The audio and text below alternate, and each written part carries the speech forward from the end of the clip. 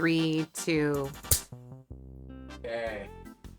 Uh, I guess state your name and relationship To you? to me.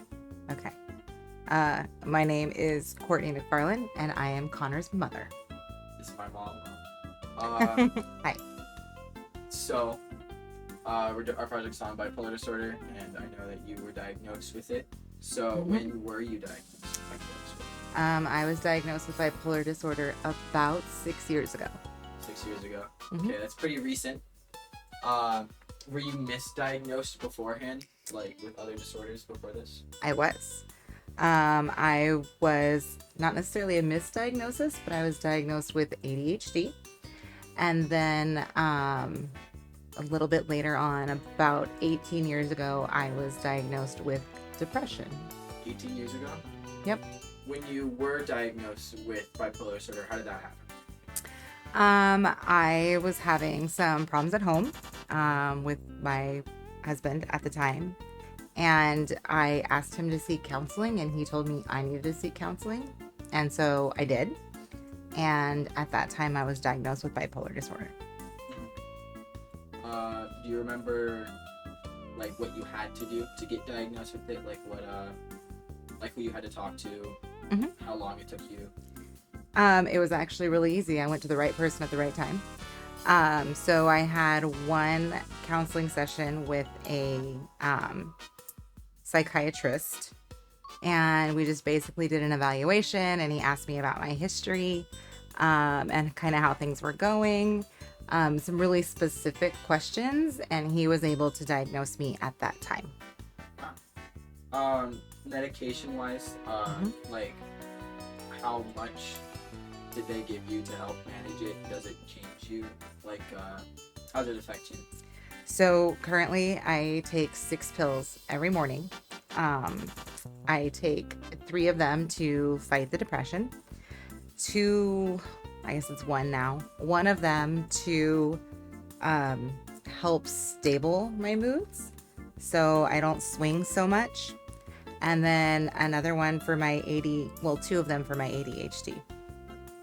Back with the swings, Mhm. Can you describe, like, what it is like kind of living day to day with the bipolar disorder? So swings in my life, they're not necessarily the same for everybody, but my swings actually go a long time with the swings. So it's not just like I wake up one morning and I'm like, woo, let's go like rule the world. And then the next morning I can't get out of bed. That's not necessarily how it works for me. So I will say with the medication, my swings aren't as frequent. So I get kind of leveled out. I might be manic for like a month, maybe 2 months. And when that comes, it's like I can't really sleep at night. I might get really, really like intense dreams during that time. Sometimes they're so vivid I don't necessarily want to go to sleep. Then there's I'll start a bunch of projects but never really finish them. Like I might start gardening and get halfway through it, and then as soon as the mania is over, I'm done. Just kind of that's what that's like. And it, like I said, it doesn't last a day. It could last a couple weeks or a couple months, just depends. And then the depression comes as well. That lasts longer usually than the mania does. It's also something that I take more medication to adapt to. And that can just, it feels like you're just tired. I just don't want to do anything. I don't have any interest to go outside, see people, really talk to people. I kind of like retreat into my own head, just kind of exist. And that can go for months at a time. With you said you were diagnosed with bipolar disorder 6 years ago, but you were diagnosed with other stuff beforehand. What was it like, kind of feeling like there was a bit more going on? So what was it like before you were diagnosed with it? So that was kind of interesting. So we knew that I had ADHD, so I was on that medication for a while.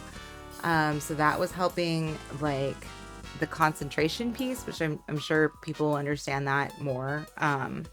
So it helped me like concentrate more towards the end of the day with the medications and things like that. But before actually having a diagnosis and being medicated correctly, it was I would like kind of get lost in a job. So I would start a job and then, a few years I would have to like get a new job because everything about that job I hated, or I was being combative with somebody, or I just thought that I knew everything. And so other people just didn't necessarily like me. So I job hopped every few years.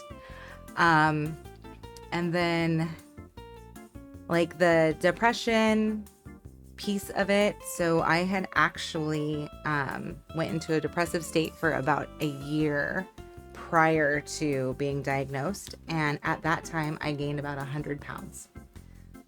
So not being able to like have the energy to go outside, or not wanting to go outside or exercise, and just eating whatever was easy to get, to like, that was kind of just my life. And pretty soon I found out that I was 100 pounds heavier than I wanted to be. So with all that, the switching between like being really low depressed like you were for that year, to kind of being super energetic, wanting to do all this stuff. You said it doesn't really frequent that much for you, at least. It kind of switches like month to month almost. You can have a really positive month and a really low month. Right. Coming from me, like as your son, it's kind of, I've gotten so used to it that when other people see it, they're like, oh, it's every day.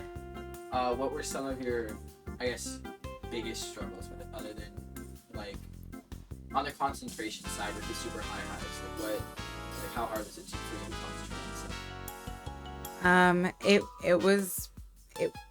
It wasn't necessarily concentrating on stuff as much as it was finishing something. So I was able to concentrate and actually be like super focused on something, but never finish it. So like if it was redecorating the house or painting a wall or anything, organizing a room, it was like Zoom, that's all in. I'm 100% in, gonna get everything for it.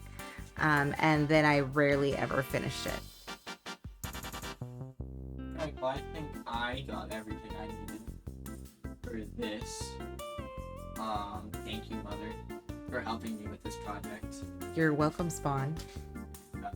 Helping me about this and sharing your experience with my class. Thank you. I think it will go very well. All right. Bye.